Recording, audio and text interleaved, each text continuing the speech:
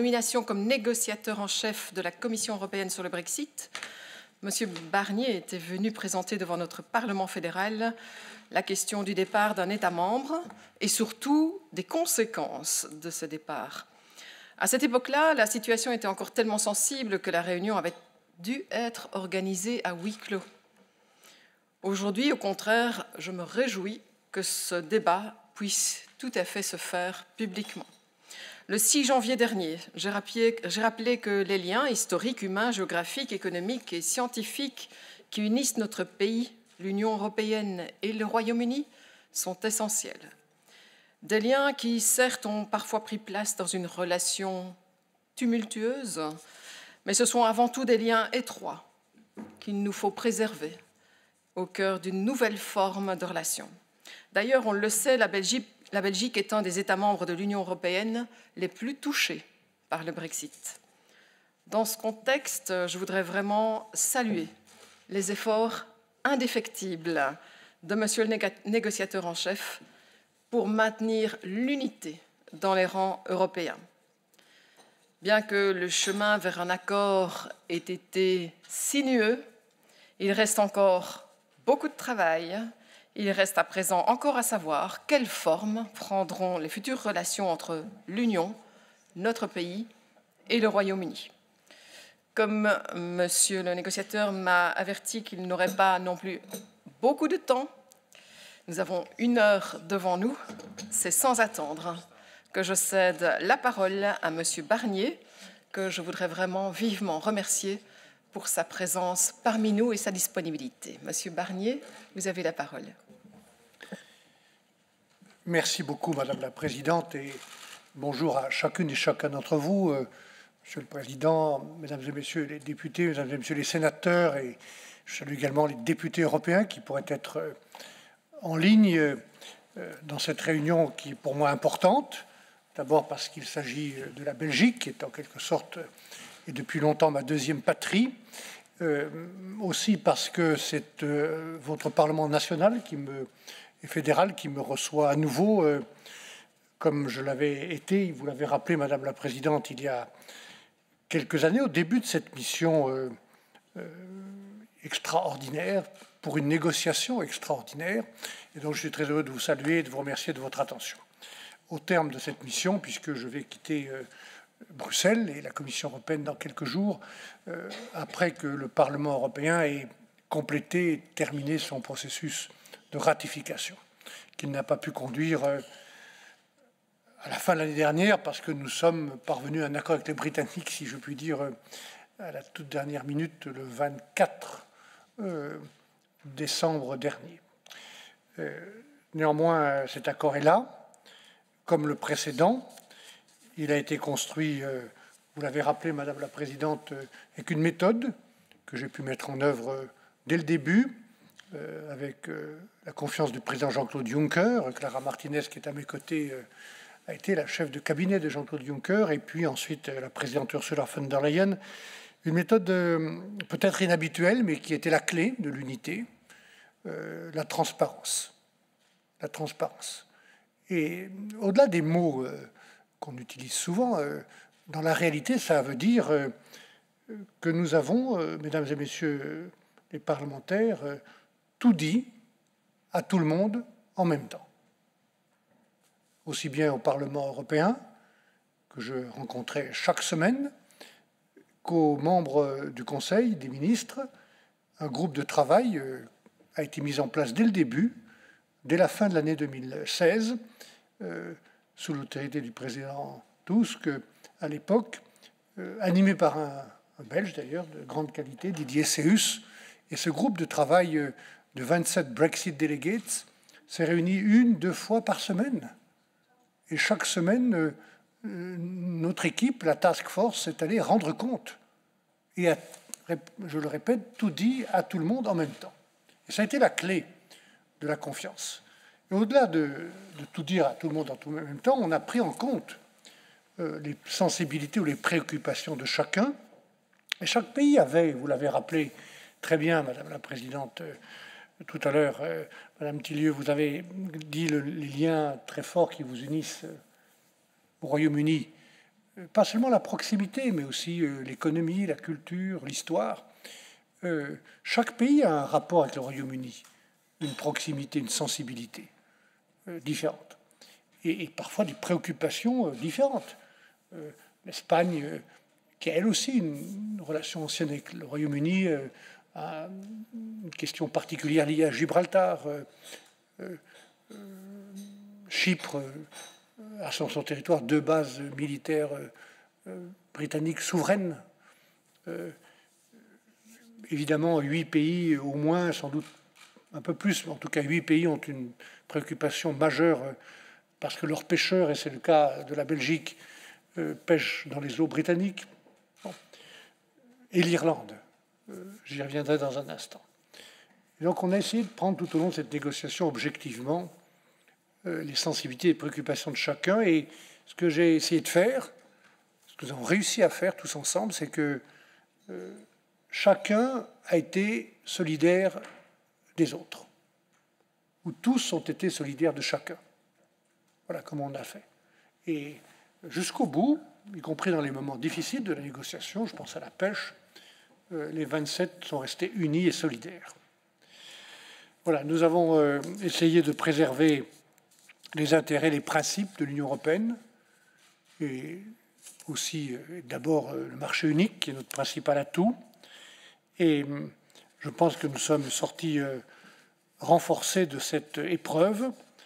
Je dis épreuve parce que le Brexit, dont j'ai conduit la négociation, a été une négociation négative. Le Brexit est un divorce. C'est lose-lose. Et personne n'a été capable, personne jusqu'à maintenant, de me démontrer la valeur ajoutée du Brexit. Personne. Même pas M. Farage, que j'ai reçu il y a 2 ans ou 3 ans, et à sa demande dans mon bureau. Donc le Brexit, c'est négatif. Et il a fallu limiter les conséquences de ce divorce. Nous l'avons fait en 2 temps, je vous le rappelle. D'abord le Brexit institutionnel et politique, sortir de l'Union européenne. Premier traité ratifié en octobre et novembre 2019, au terme duquel, de manière ordonnée, le Royaume-Uni est sorti de l'Union européenne le 1er février, le 31 janvier 2020.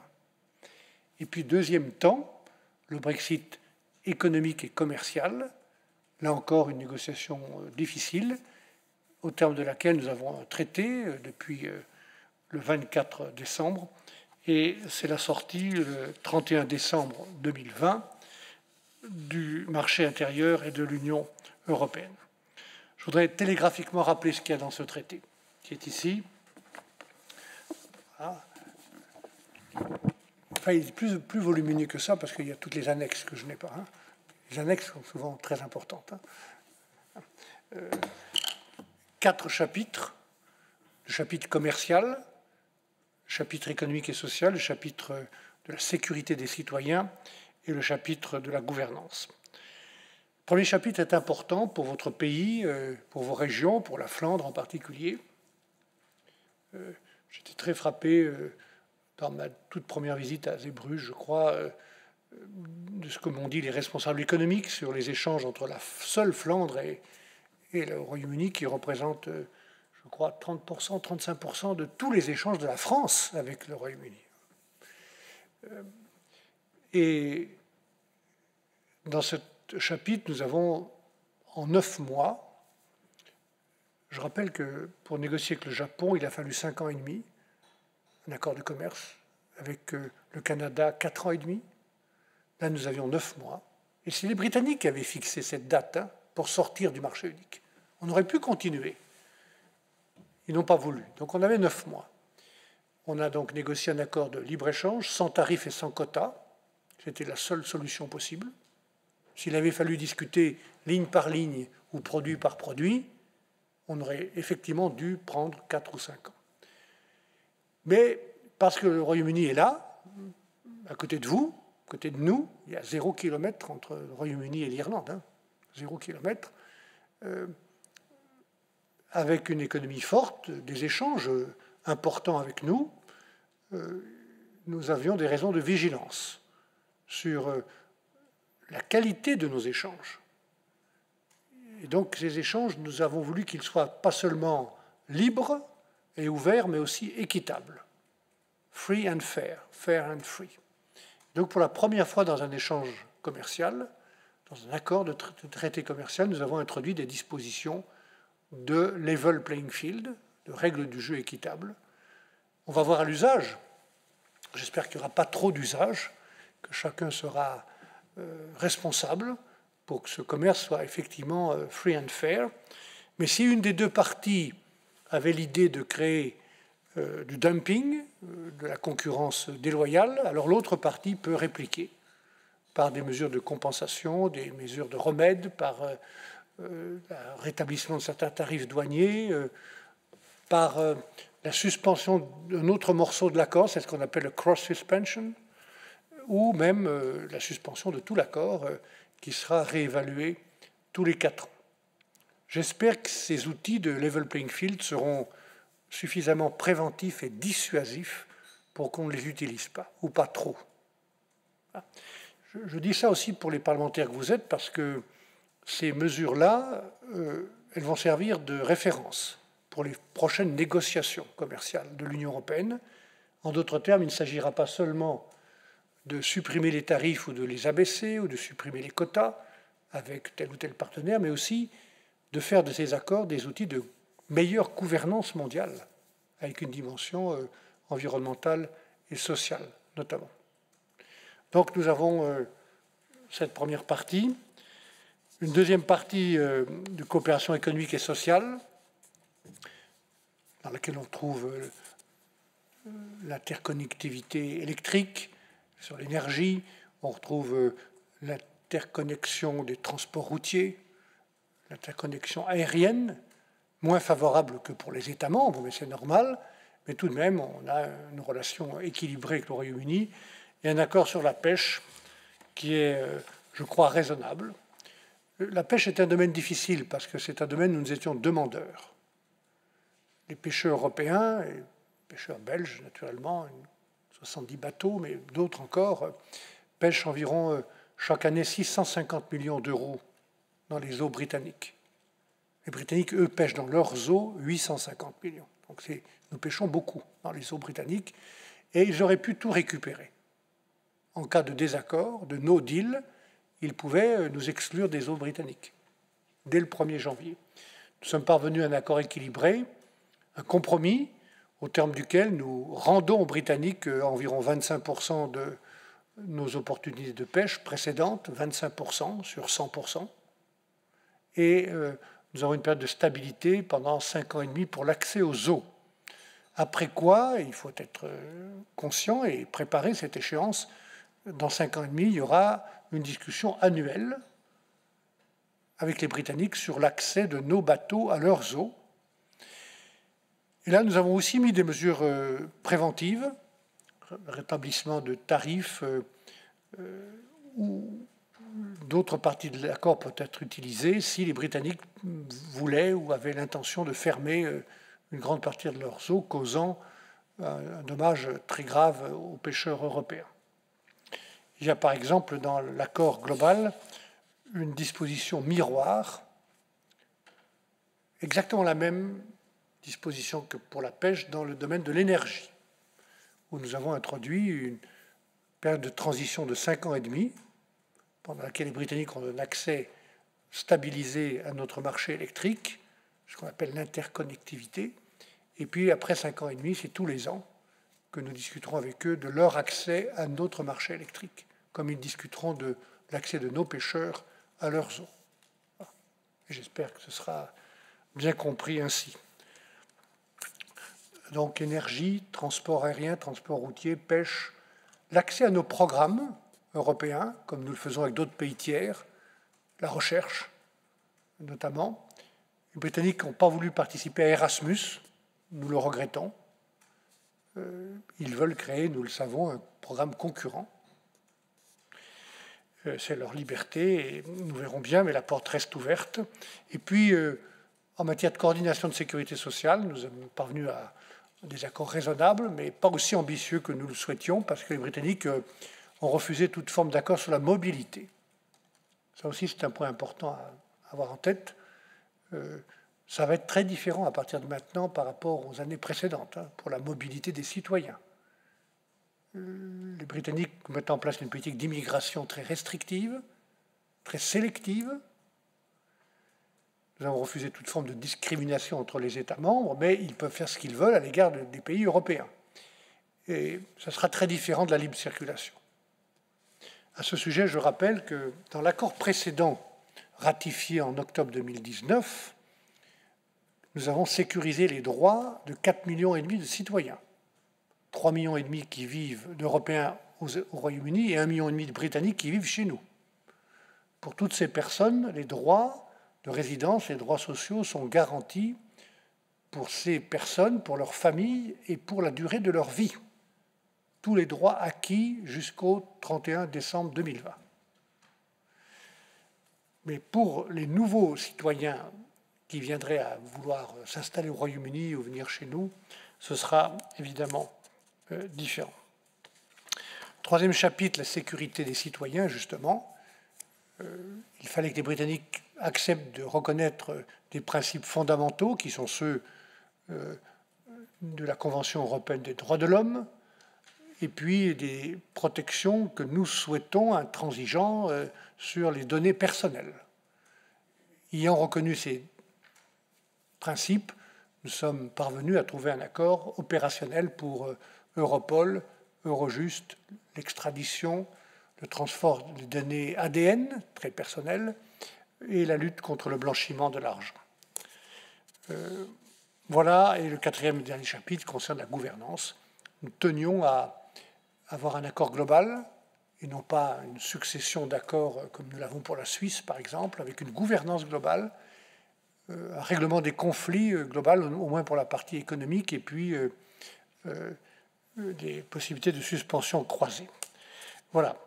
Il n'y a pas de raison, aucune raison pour l'autosatisfaction. Encore une fois, j'ai conduit cette négociation en toute bonne foi, avec un mandat très clair des 27 et du Parlement européen, des principes, et en gardant en tête 3 exigences que je voudrais dire en conclusion, parce qu'il faut les avoir en tête pour l'avenir, pour les temps qui viennent, pour la mise en œuvre des 2 traités. La première exigence, elle n'a pas grand-chose à voir avec seulement le commerce, les biens, la technique, c'est la paix en Irlande. Cette paix, c'est d'abord la question des hommes et des femmes en Irlande. Cette paix est fragile, plus fragile qu'on ne le croit.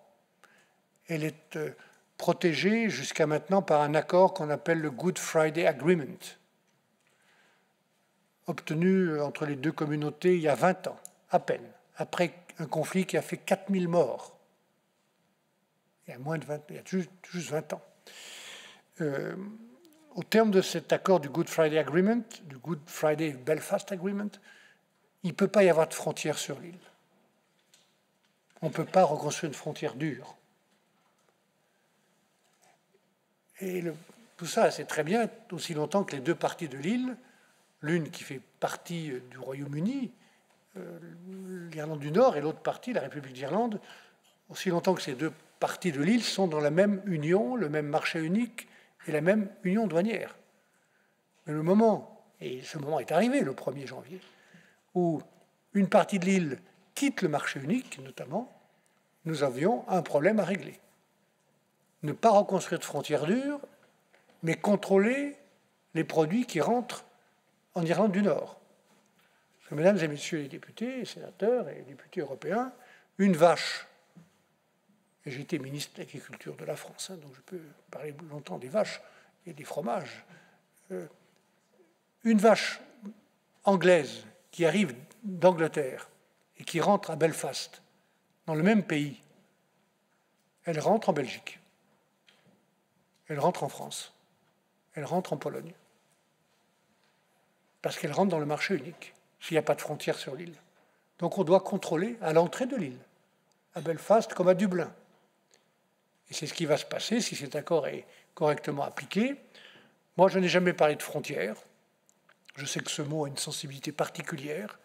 Nous respectons scrupuleusement et particulièrement l'unité institutionnelle et territoriale du Royaume-Uni. Ce qui crée le problème en Irlande du Nord et en Irlande, c'est le Brexit, rien d'autre, que nous n'avons pas voulu, que les Britanniques ont choisi. C'est ça qui crée le problème en Irlande et en Irlande du Nord. Et nous avons cherché des solutions pratiques, opérationnelles, techniques, aux problèmes créés par le Brexit. Ne pas avoir de frontières, préserver ce qu'on appelle le All Island Economy, respecter l'unité douanière britannique et en même temps contrôler les produits. Parce que ce contrôle, mesdames et messieurs, il vous concerne, il concerne vos électeurs et vos citoyens et vos entreprises. Nous contrôlons les produits à toutes les frontières de l'Union européenne et du marché unique. On ne contrôle pas 100% des produits, il y a des contrôles aléatoires. Mais nous contrôlons les produits pour protéger les consommateurs, risques sanitaires, alimentaires. Nous contrôlons les produits pour protéger les budgets. Certains de ces produits qui viennent de pays tiers donnent lieu à des taxes, à la TVA, à des taxes douanières qui alimentent le budget de la Belgique ou le budget de l'Union européenne. Et nous contrôlons ces produits pour protéger les entreprises contre notamment la contrefaçon, qui détruit 250 000 emplois par an en Europe. 250 000 emplois. Donc, on doit faire ces contrôles en Irlande, quelque part. Et comme on les fait en Belgique. Je rappelle que la Belgique a créé plus de 400 postes de douaniers, et des postes de vétérinaires. La France, 1000. Les Pays-Bas, 700 postes nouveaux en raison du Brexit. Voilà. Donc, premier souci, la paix. Et c'est pour ça que, s'agissant du protocole irlandais, il faut éviter les erreurs, il faut être très responsable, très calme, et en bonne foi mettre en œuvre techniquement ce protocole, qui ne sera pas renégocié. M. Šefčovič, le vice-président de la Commission, qui est chargé désormais de prendre le relais de ce suivi depuis quelques mois, et qui le fait très bien, avec une équipe qui sera à sa disposition, issue d'ailleurs de la task force que j'ai animée. M. Šefčovič a rappelé tout à l'heure, j'étais à ses côtés, ce principe, cette réalité au ministre des Affaires européennes des 27, il n'y aura pas de renégociation. Ce traité a été ratifié. Il faut l'appliquer intelligemment et de manière pragmatique. Premier souci. Deuxième souci, mesdames et messieurs les députés et sénateurs, le marché unique. Ça a été la ligne bleue, ou la ligne rouge, pendant 4 ans et demi. Les Britanniques ont essayé de demander, je ne sais pas comment on dit dans votre pays, mais en Allemagne on dit danser dans 2 mariages à la fois. Pas question. No way. On a des relations avec les pays tiers. Nous avons ouvert ces relations de manière ambitieuse au Royaume-Uni avec 0 tarif, 0 quota, mais nous avons protégé le marché unique contre tout risque de cherry picking ou de fragilisation ou d'affaiblissement. Le marché unique, c'est notre principal atout. La principale raison pour laquelle le président américain ou le président chinois nous respectent, c'est le fait que ce marché, c'est bien autre chose et bien plus qu'une zone de libre-échange. C'est un écosystème complet, avec des normes communes, des standards communs, des supervisions communes, des régulations communes, une juridiction commune. C'est ça le marché unique. On n'a pas le droit, si on pense aux générations futures, de fragiliser le marché unique, à l'occasion du Brexit ou de tout autre événement. Et puis enfin, je termine par là où vous avez commencé, Madame la Présidente. Au-delà de cette négociation négative et parfois tendue, au-delà des difficultés qu'on peut avoir pour la mise en œuvre, j'espère, la plus responsable possible de ces 2 traités, moi j'ai toujours pensé qu'il faut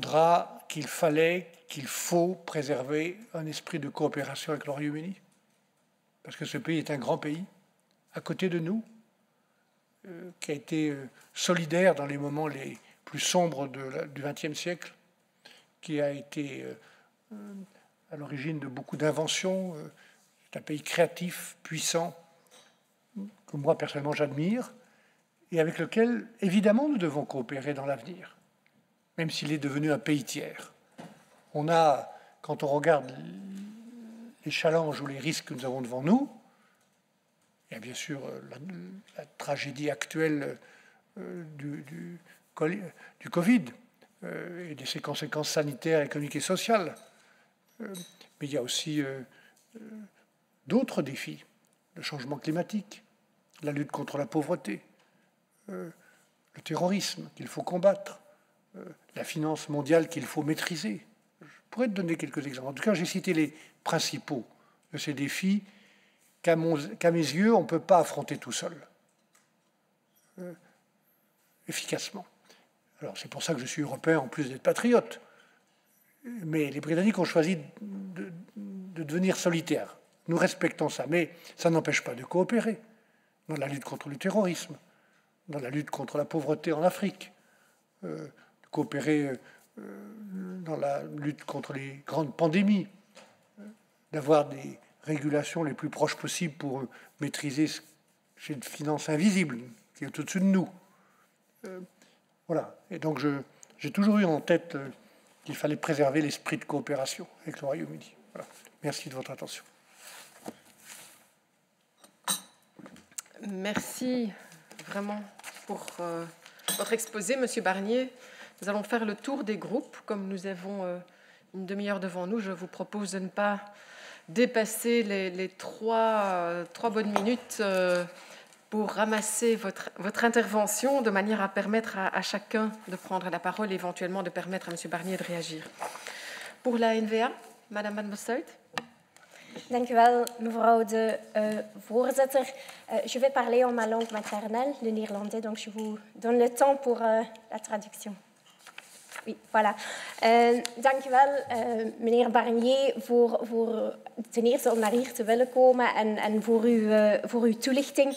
Ik herinner mij onze ontmoeting ik was in de vorige legislatuur was ik voorzitter van de IMCO-commissie in het Europese parlement. Dus als u zegt dat de interne markt een heel belangrijk element is in het hele akkoord, kan ik dat alleen maar beamen natuurlijk. Ik herinner mij dat gesprek waar u zei dat voor u, dat was aan het begin van uw titanenopdracht toch wel. Ik denk dat u toen niet had gedacht dat het zo lang zou duren.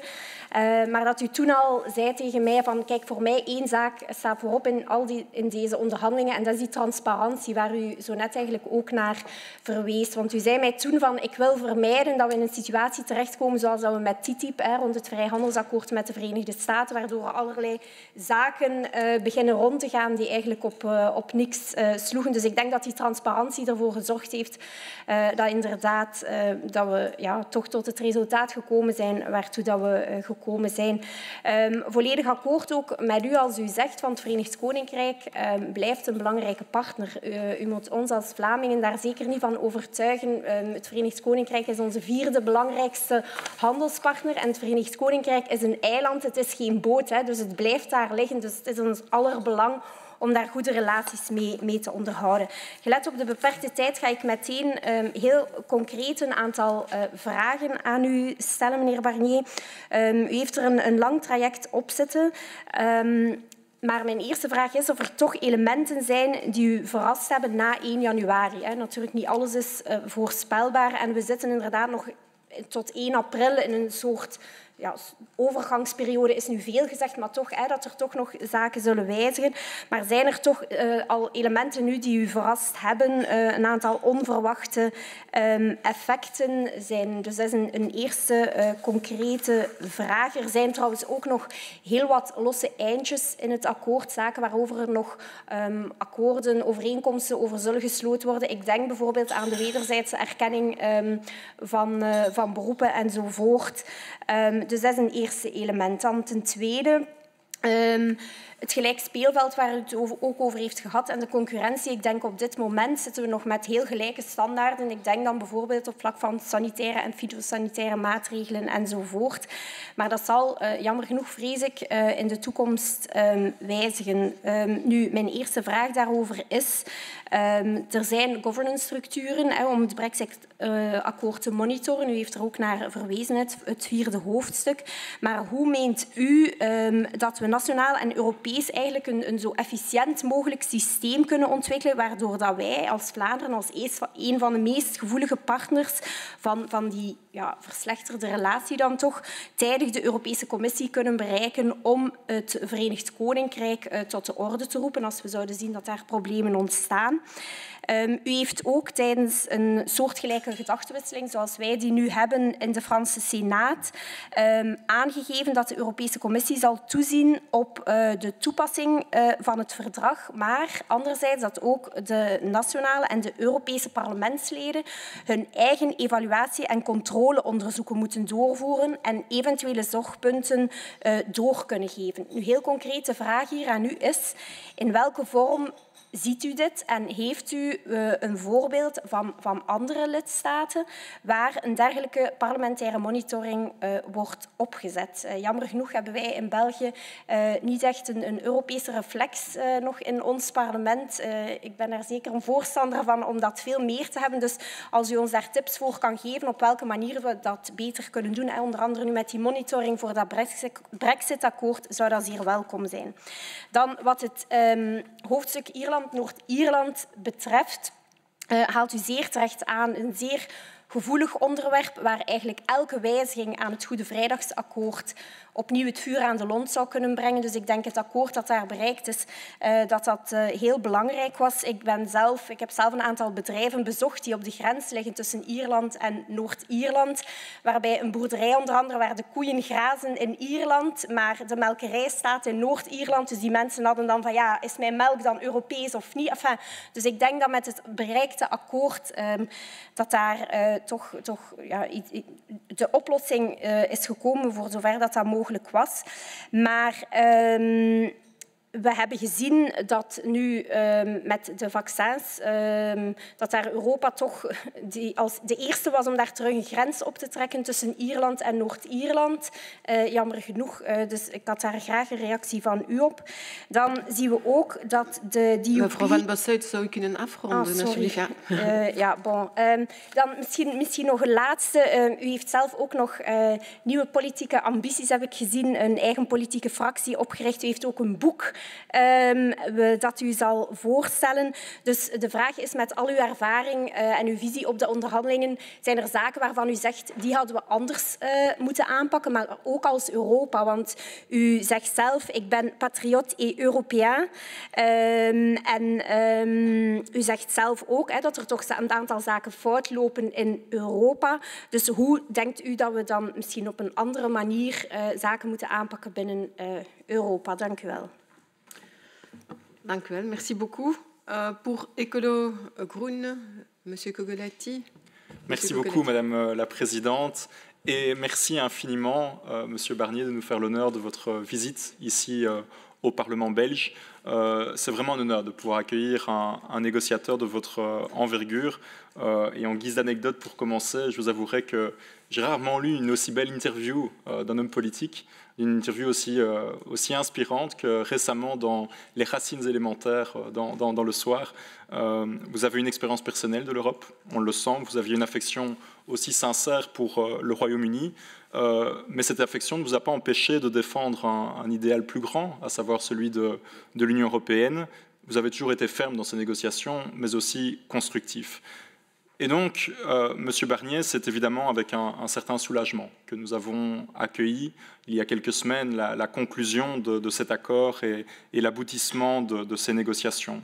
Et je crois que plusieurs éléments positifs sont à relever. D'abord, évidemment, le rappel des droits humains comme socle commun de notre coopération avec le Royaume-Uni, le rappel évidemment de la primauté de la Convention européenne des droits humains, c'est important de le dire. Deux, évidemment, la pêche, vous l'avez mentionné, c'est important, en particulier pour notre pays et même pour le nord du pays. Et puis enfin, en termes de lutte contre les dérèglements climatiques, l'accord va bien plus loin et bien plus substantiel que les précédents. Et en même temps, vous l'avez dit, vous l'avez vous-même avoué avec ces mots, c'est un accord quelque part lose-lose. Et c'est un soulagement, mais qui reste amer. Et ça, je crois que c'est important de le rappeler, même après quelques semaines, de rappeler que ce Brexit reste une défaite collective, reste une défaite pour le projet d'intégration européenne. L'Europe a besoin de beaucoup plus de liens, de beaucoup plus de ponts, plutôt que de murs et plutôt que de frontières. Et il est regrettable de pouvoir lire que les citoyens européens n'aient plus automatiquement le droit de vivre et de travailler en Grande-Bretagne. Il est encore plus regrettable, vous l'avez aussi rappelé, de voir un aussi beau programme que celui d'Erasmus non prolongé au Royaume-Uni. Je vous le dis à titre personnel, moi j'ai pu faire un an au King's College de Londres. C'est là que j'ai pu apprendre l'anglais. Sans cette année d'Erasmus qui ne m'a rien coûté, enfin qui m'a coûté la même chose que ce que je faisais ici en Belgique, à Leuven exactement. Sans ça, je n'aurais pas pu parler l'anglais comme je peux le faire aujourd'hui. Sans ça, sans cette expérience Erasmus, je n'aurais pas pu atteindre finalement mes objectifs académiques et professionnels. Et donc, je dois vous avouer que cette défaite me touche aussi personnellement.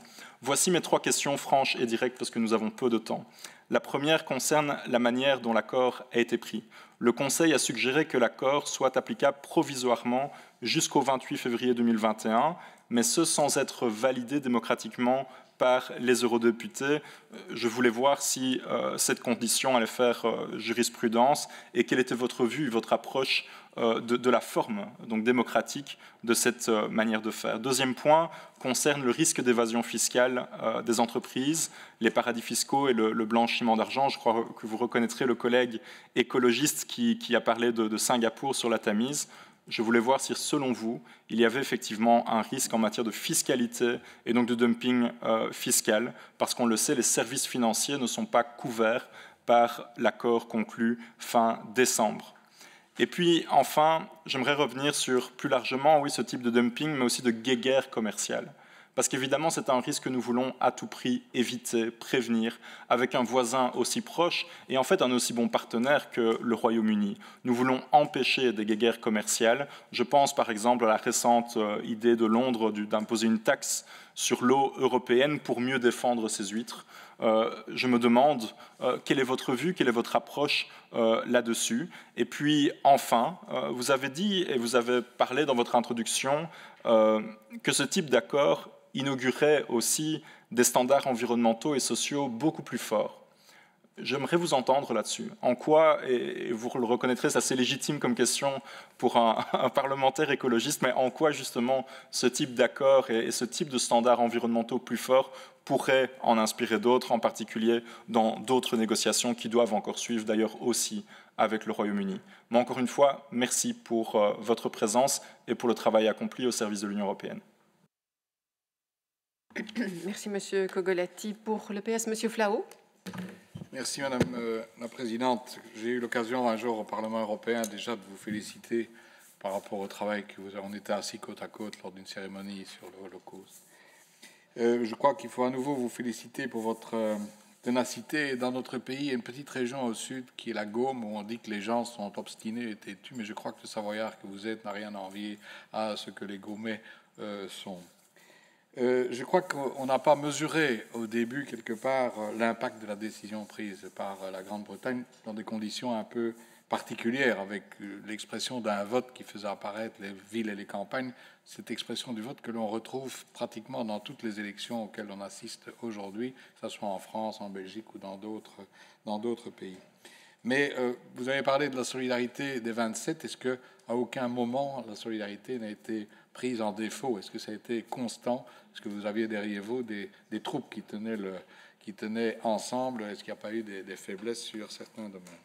Ensuite, on a assisté, la présidente l'a dit, à l'évolution chaotique des négociations. Vous avez tenu le cap en permanence. On a douté à certains moments. Est-ce qu'à un certain moment, il y avait un certain scepticisme en disant ils n'iront jamais jusqu'au bout, les Anglais vont reculer? Est-ce que vous avez pu percevoir cela à un certain moment? Toujours est-il que le résultat est là aujourd'hui, c'est un compromis. Et comme tout compromis, il est forcément équilibré avec des bonnes et de moins bonnes choses. Ce n'est pas le plus bel enfant du monde, mais il est là et il faut maintenant le faire grandir. J'ai noté aussi dans votre approche le pragmatisme et des choses très importantes dans la diplomatie, c'est-à-dire tout dire à tout le monde en même temps. Et je crois qu'il faut ajouter peut-être tout dire à tout le monde en même temps et dire la même chose à tout le monde pour effectivement être respecté par tout le monde. Et aussi, comment ? Oui, mais sauf si vous les voyez séparément. C'est ça. Parce que nous avons une technique ici, et M. Juncker était aussi très tenant de cela, de la technique du confessionnal. On se voit à 2, à 3. C'est l'expérience belge, c'est ça, c'est l'expérience du compromis.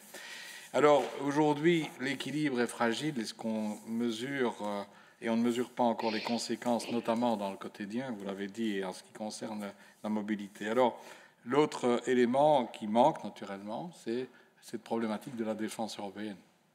Là, manifestement, aujourd'hui, il faut redessiner complètement, soit la défense européenne, et les Anglais ont été, c'est pas à vous que je dois le dire, un frein permanent à la construction d'une véritable défense européenne, mais il faut quand même redéfinir la relation transatlantique, parce qu'au sein de l'OTAN aujourd'hui, il y a la Turquie, il y a l'Angleterre, et puis il y a les autres pays qui sont membres de l'Union européenne. Ceci étant dit, est-ce qu'il y a à un moment donné une possibilité de retour ou d'extension en termes de défense? Je ne le crois pas. Hein. Bon, enfin, mais j'ai aussi noté que votre préoccupation première, c'était la paix et la sécurité. Et aussi, je note que malgré, au travers des collaborations qui doivent rester, des partenariats qui doivent rester, il y a aussi une préoccupation de solidarité qui est constante, notamment la solidarité avec le reste du monde, et plus particulièrement avec l'Afrique, qui est quand même notre voisin le plus proche, avec un axe nord-sud qu'il faut renforcer quand on parle de l'Europe. Merci beaucoup. Merci beaucoup, Monsieur Flao. Pour le Vlaams Belang, je vois que Monsieur Annemans souhaite la parole. Meneer Annemans. Dank u wel, mevrouw de voorzitter. Meneer Barnier, zoals mevrouw de voorzitter aankondigt, ik ben een vertegenwoordiger van het Vlaams Belang. We hebben elkaar, denk ik, de eerste keer ontmoet. Ik denk dat Martin Schulz was nog voorzitter van het Europees Parlement in de eerste vergadering van het bureau van het Europees Parlement, toen u daar aantrad. En ik had meteen een gunstige indruk van u, want u weet wel dat wij EU-kritisch zijn, critici van de evolutie binnen de Europese Unie. En dus eigenlijk met een grote sympathie voor de Brexit en voor de argumentatie die de Britten hebben gebruikt om de Europese Unie te bekritiseren en uiteindelijk te verlaten. Maar het was mijn mening dat de afhandeling van die zaak een kwestie van de uitvoerende macht was, hoewel sommigen in het Europees Parlement dachten dat ze daar de Brexit gingen kunnen tegenhouden. Dat was trouwens ook op dat ogenblik in het Britse parlement het geval. Dus als lid van het Europees Parlement was ik dus een atypisch iemand, omdat ik van oordeel was dat de afwikkeling van de Brexit een kwestie van het uitvoerend niveau was. En ik zag in u een pragmaticus die u dan uiteindelijk toch ook geworden bent. Ook al was u dan geprankt tussen enerzijds de extremistische federalisten en anderzijds de Britten die de Europese Unie wilden verlaten. Dus uw afscheid, u hebt het hier vandaag aangekondigd, u zal Brussel verlaten, is dus voor mij een goed teken. Het betekent dat Brexit langzaam in zijn plooi aan het vallen is. En ik wens u dan gewoon ook vandaag te bedanken voor de inspanningen die u hebt geleverd om het uiteindelijk toch nog tot een goed einde te brengen. Het heeft niet veel gescheeld of de Europese Unie struikelde over haar eigen principes in Noord-Ierland naar aanleiding van de vaccinatiegeschiedenis. En de vaccingeschiedenis, u kent de zaak, was zeer betreurenswaardig, omdat ze eigenlijk het grote Britse gelijk illustreert. En ook nog alle dagen, we hebben vandaag denk ik meer dan 18 miljoen Britten, mensen in het Verenigd Koninkrijk die gevaccineerd zijn. Dat kan de Europese Unie zeker nog niet zeggen. Ook Erasmus, ze willen daar hun eigen profiel ontwikkelen. En we zullen nog moeten zien dat die concurrent voor Erasmus, of die niet in staat zal zijn om aantrekkelijker zelfs te zijn.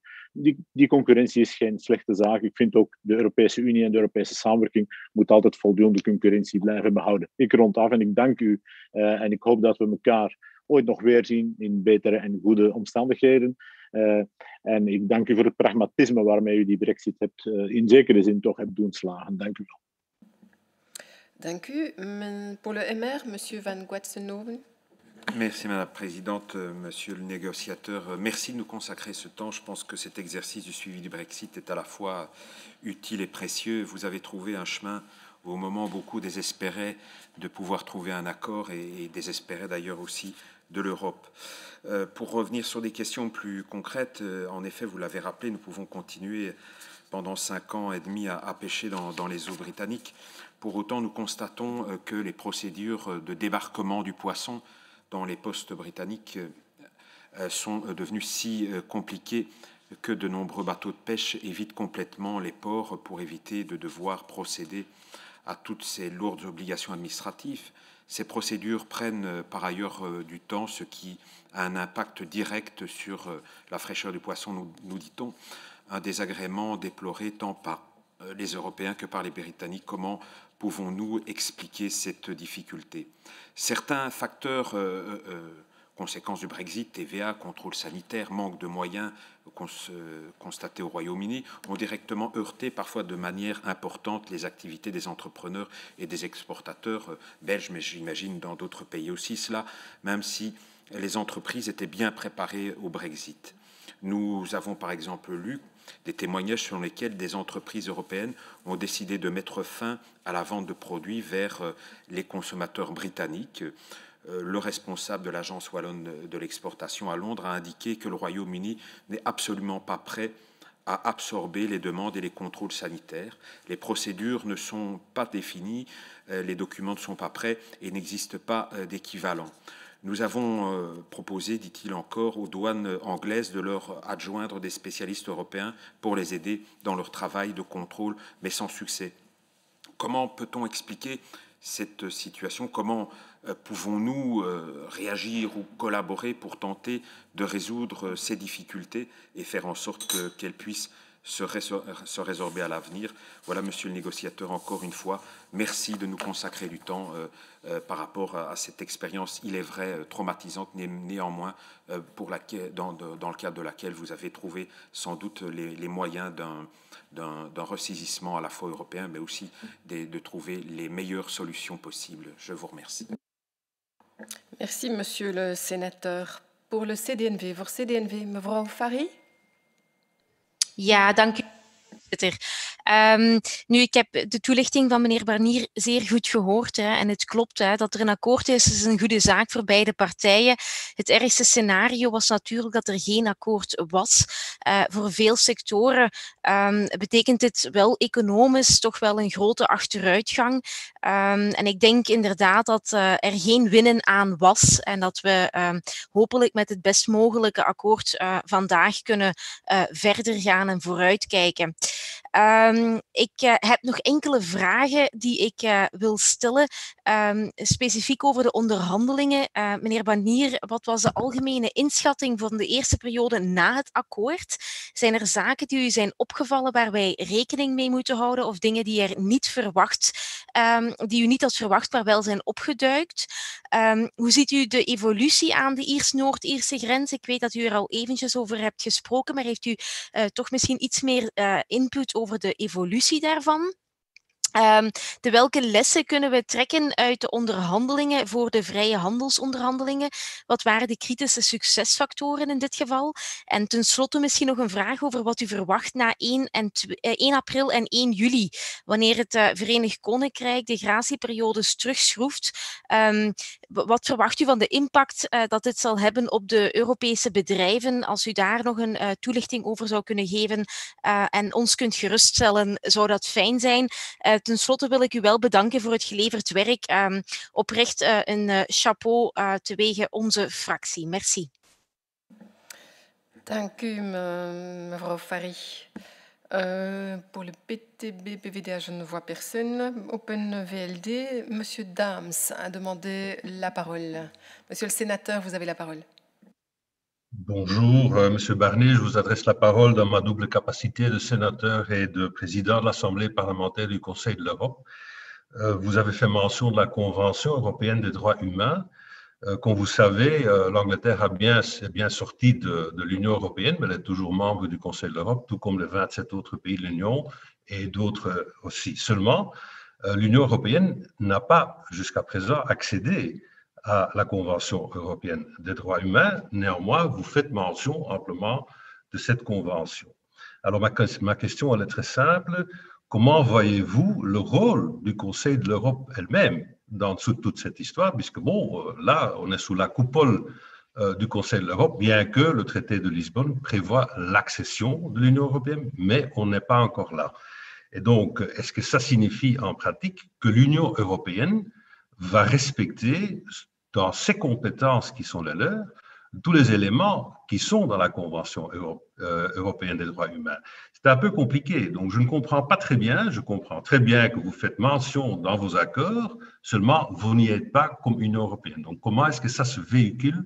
Quel est le rôle du Conseil de l'Europe elle-même?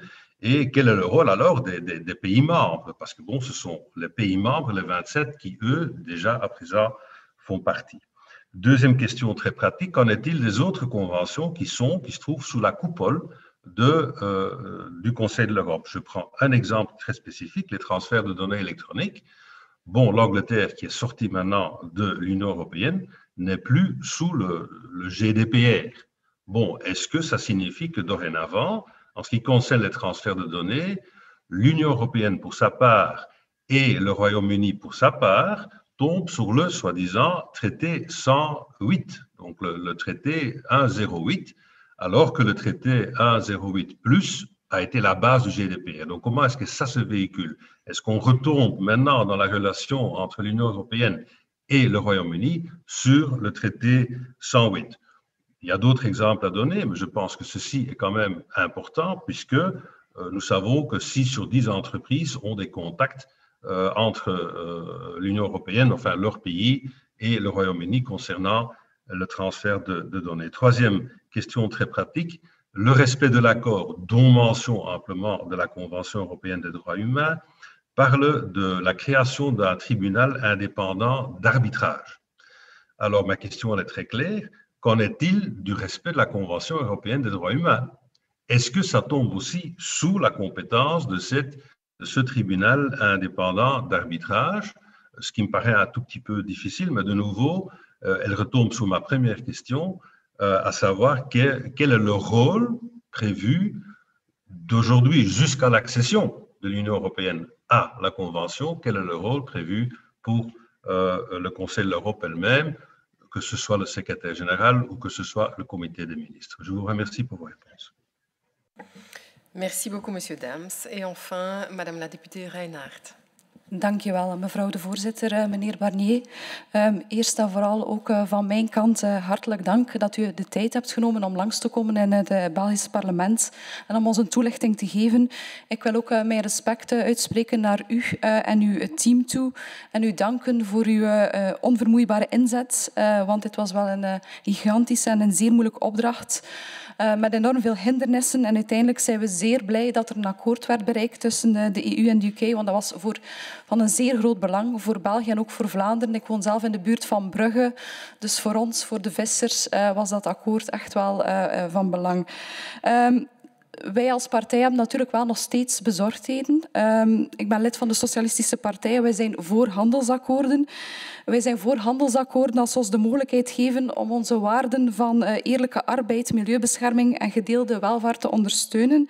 En wat voor ons dan ook zeer belangrijk was, was dat punt van die oneerlijke concurrentie. Je hebt dat toegelicht, dat gelijk speelveld, dat level playing field, zeker op vlak van sociale rechten en milieu, is en blijft voor ons zeer belangrijk. Het was dan ook een reden natuurlijk dat dat een van de allerlaatste knelpunten was van het akkoord. Nu, wij zien natuurlijk vandaag al dat de UK al vandaag al bepaalde normen wil versoepelen. Bijvoorbeeld als het gaat om het gebruik van pesticiden, regels voor financiële markten, ook op vlak van werktijden.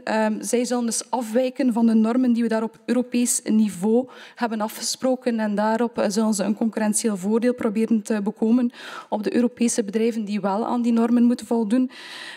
U verwees naar dat verdrag. U hebt ook gezegd van dat kan ook denk ik een voorbeeld zijn naar toekomstige handelsakkoorden. Onze bezorgdheid blijft van, ja, zullen die garanties voldoende zijn? Want dat is wel een zeer belangrijk argument dat ik ook steeds hoor bij bedrijven. Dus dat is een eerste vraag. En een tweede vraag. In het nieuwe akkoord tussen de EU en de UK zijn er eigenlijk geen afspraken gemaakt voor de samenwerking op vlak van het buitenlands- en veiligheidsbeleid. De UK had dat ook wel geweigerd.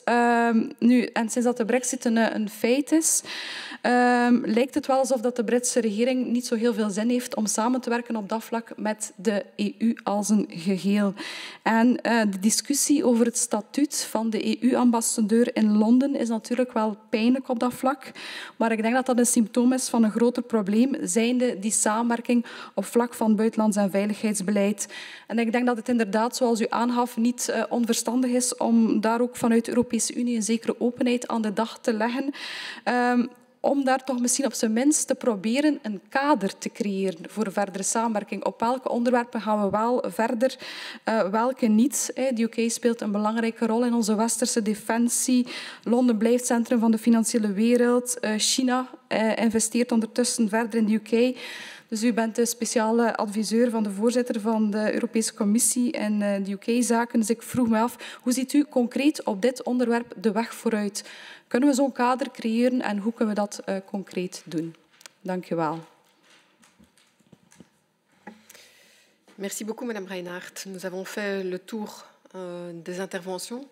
Monsieur Barnier, vous avez la parole pour répondre à ces quelques interrogations. Je vous remercie.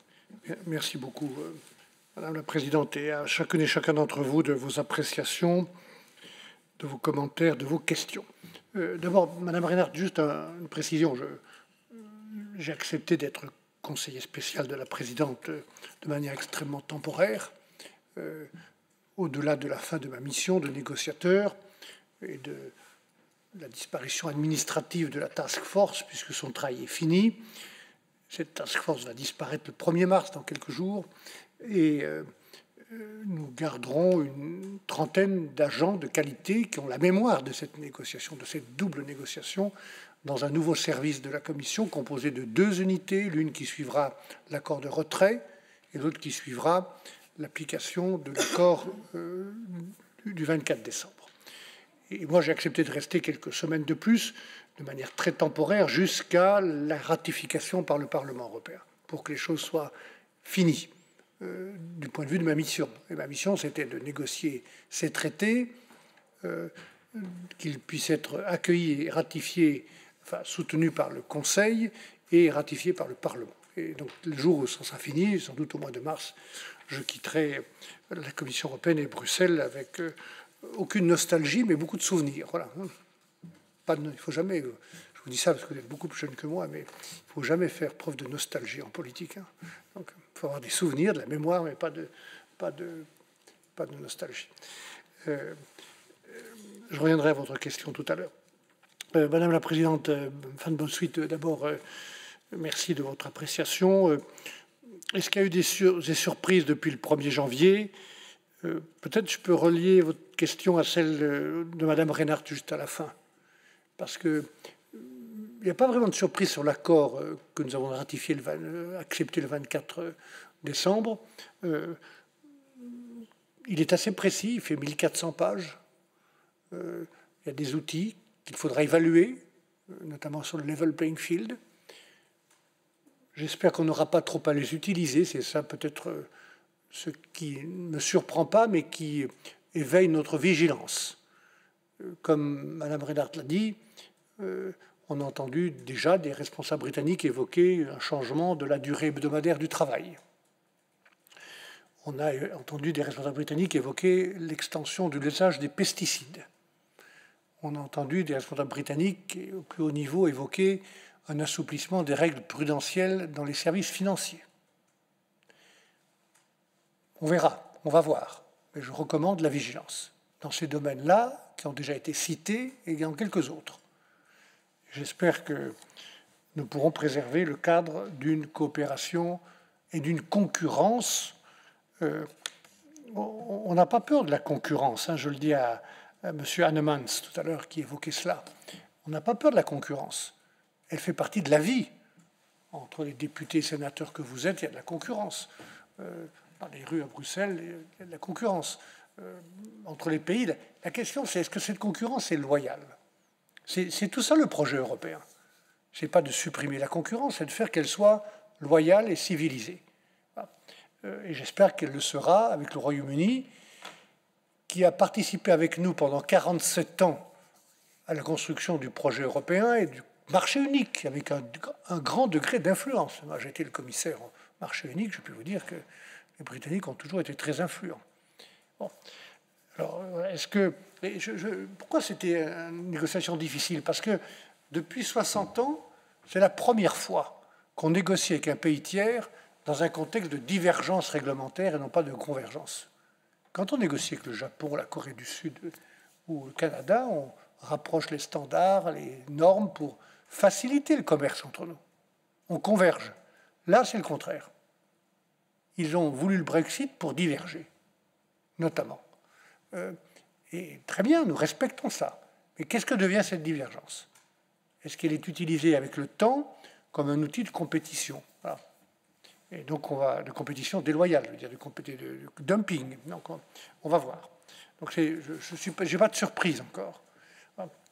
Et pour compléter votre question, Mme von Bosuit, il y a le premier traité ratifié en octobre 2019 qui a en son sein une disposition majeure qui est le protocole irlandais.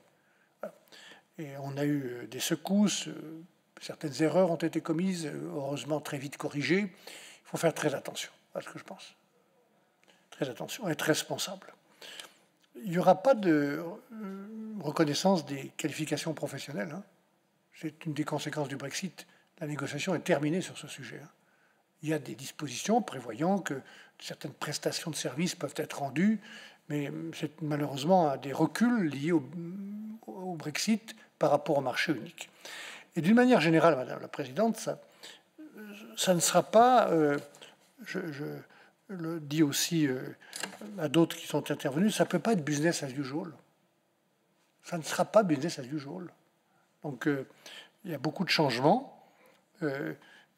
Nous avons un outil important dans ce traité qui est le Partnership Council, qui va se mettre en place et qui sera l'outil d'examen, d'évaluation des différends.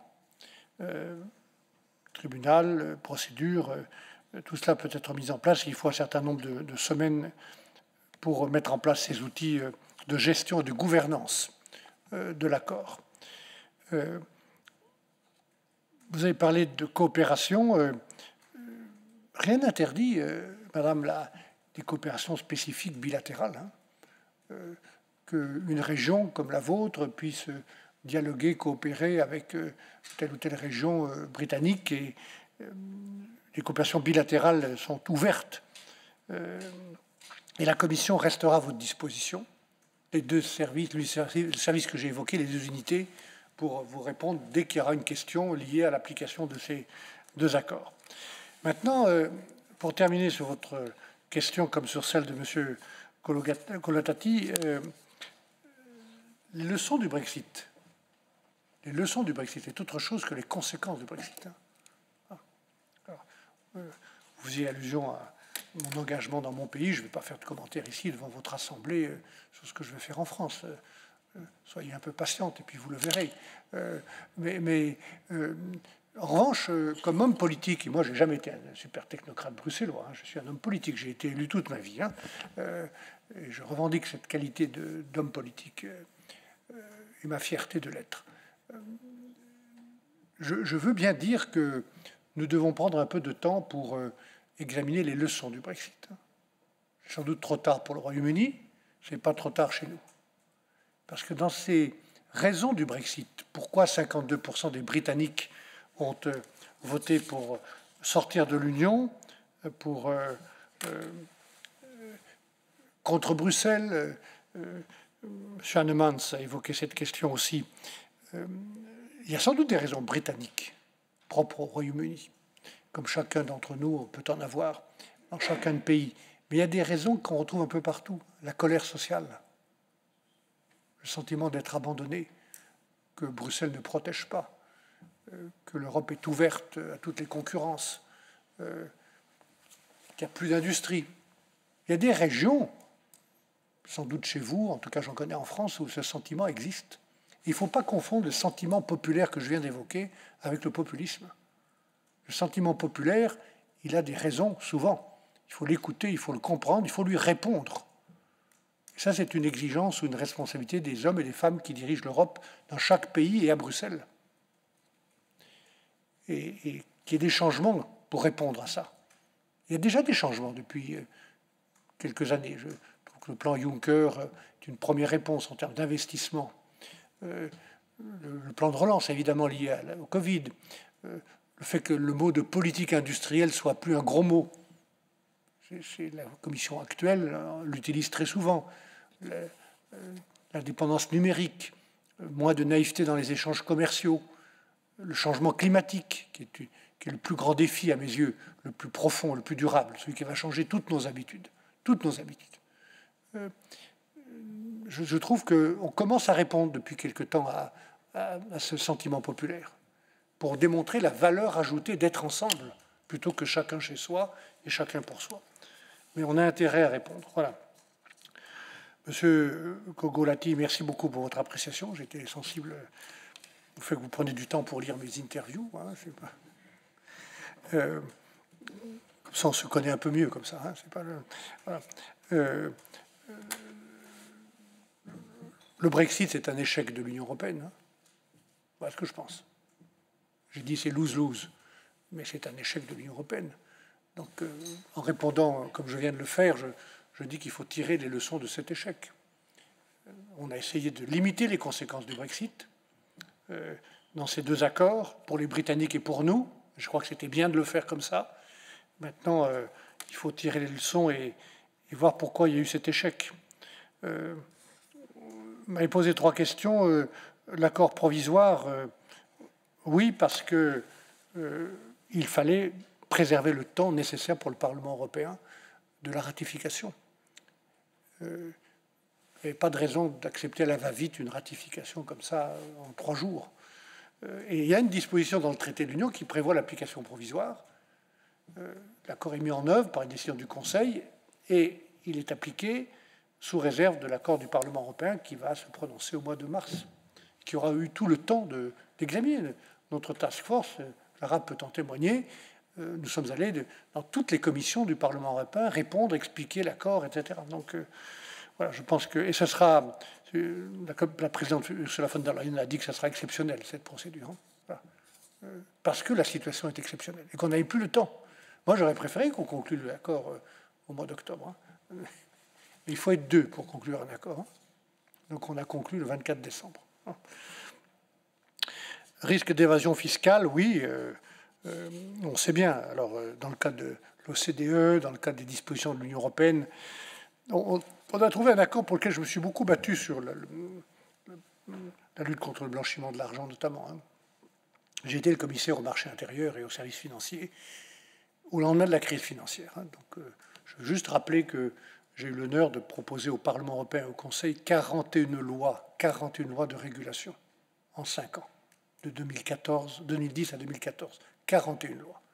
Je connais un certain nombre de banquiers qui trouvent que ça fait trop. Hein. Voilà. Mais moi, je considère c'est aussi lié aux leçons du Brexit, trop dérégulé dans les 30 ans passés. On a détricoté la gouvernance mondiale dans ce domaine. On a fait en sorte que des banquiers se croient tout permis, parce qu'on leur a tout permis, en détricotant la régulation, la supervision, la transparence. Il y a beaucoup de gens dans les services financiers qui n'aiment pas la lumière. Hein. Et nous sommes un espace, c'est pour ça d'ailleurs que les spéculateurs n'aiment pas l'Union européenne ou l'euro. Nous sommes un espace qui a des règles qu'on a renforcées en tirant les leçons de la crise financière.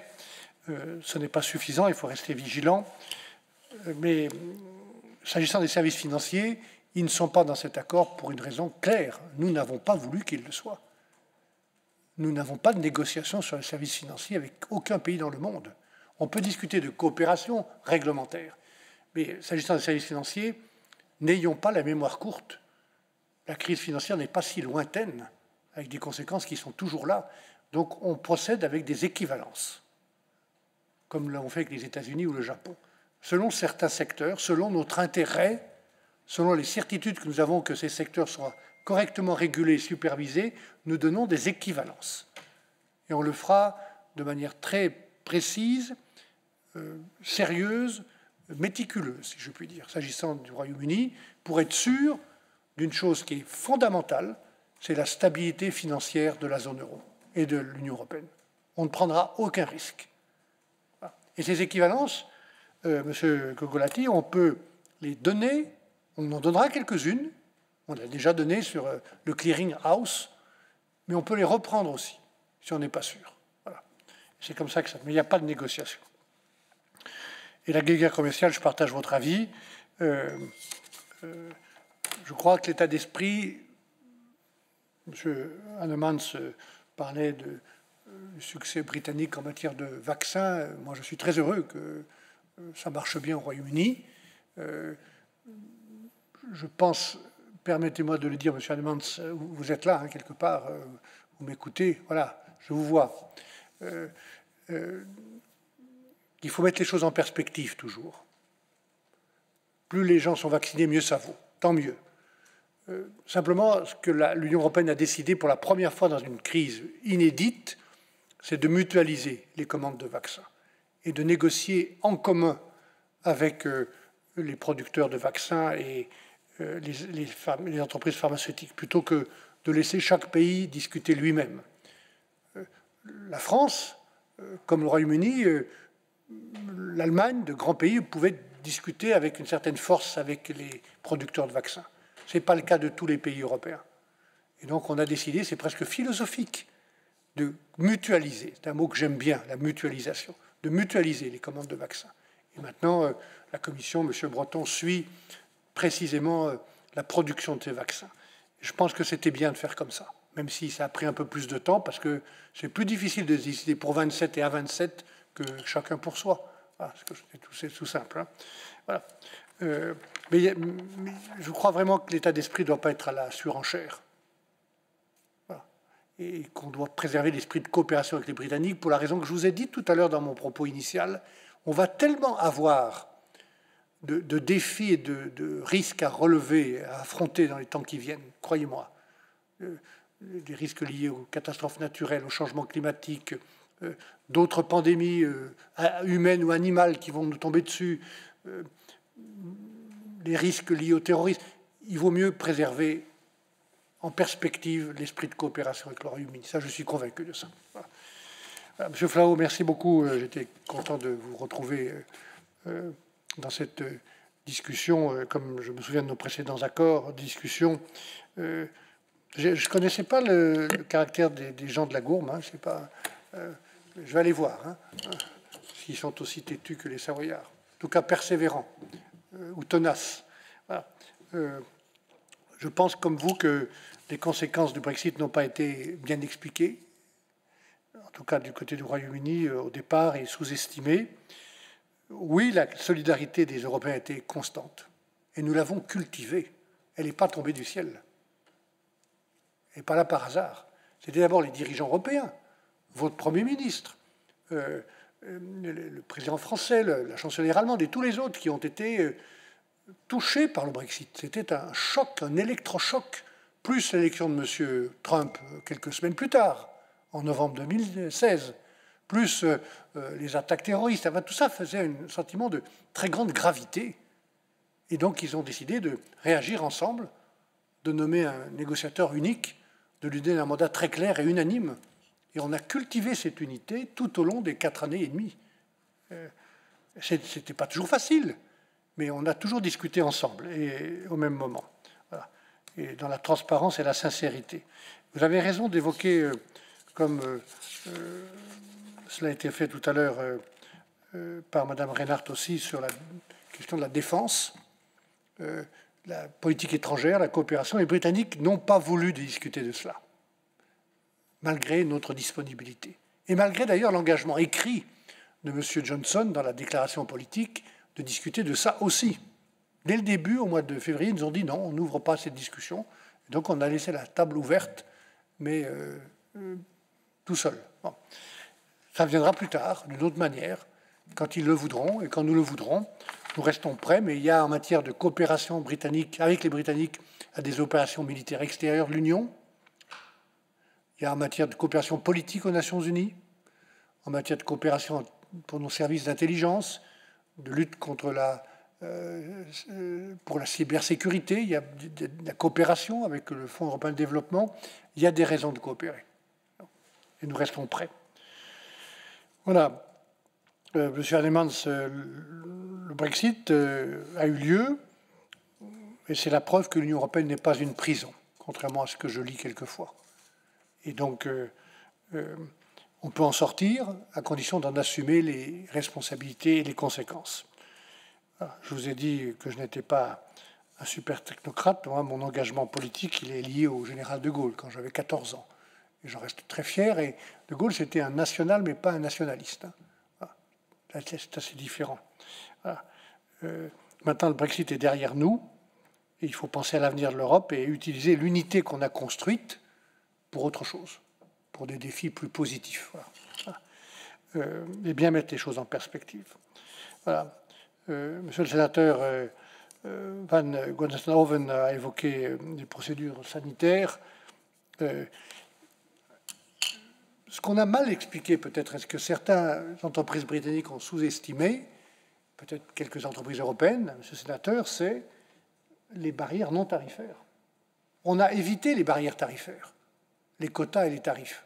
Mais les barrières non tarifaires, elles existent parce que, comme je vous l'ai dit, tous les produits doivent être contrôlés des deux côtés. Alors, probablement, les difficultés que vous avez évoquées, je les ai bien notées avec mes équipes, sont liées à une période d'adaptation parce qu'il faut remplir de nouvelles formulaires de douane, de déclarations sanitaires qu'on ne remplissait pas avant. C'est ça le changement. Et donc, pour les producteurs de saumon écossais ou pour les entreprises de pêche qui débarquent parfois du poisson dans les ports britanniques, comme les Britanniques qui débarquent du poisson chez nous, il y a de nouvelles formules. On peut les faciliter. Je pense qu'avec de la bonne volonté, avec la facilitation technologique aussi, ou numérique, on peut faciliter cette adaptation, mais ça ne sera plus jamais la même chose que le marché unique. Voilà. Donc il faut expliquer ça. Mais nous sommes attentifs à toute difficulté que vous pourriez nous signaler. Madame Nawal-Fari a évoqué également le level playing field. J'ai déjà répondu. Et je rappelle aussi que nous avons 2 accords qui maintenant nous lient au Royaume-Uni. Et dans le premier accord, il y a la question des citoyens qui a été réglée, le règlement financier, tout ce qui a été décidé à 28 avec les Britanniques sera payé à 28 ou a été payé à 28. Et puis l'Irlande, où je recommande de rester très vigilant, très constructif et très ferme aussi. Monsieur le Président Dems, je suis content de vous voir sous le dôme du Conseil de l'Europe. Ce que nous avons fait est indépendant des responsabilités qui sont celles du Conseil de l'Europe. Vous restez responsable du respect de la Convention européenne des droits de l'homme, et nous restons, dans le cadre de notre accord, comptables du respect des engagements pris par les 2 parties dans le cadre de l'accord. Donc, c'est 2 responsabilités qui peuvent être complémentaires. Les Britanniques se sont engagés dans cet accord à respecter la Convention européenne des droits de l'homme.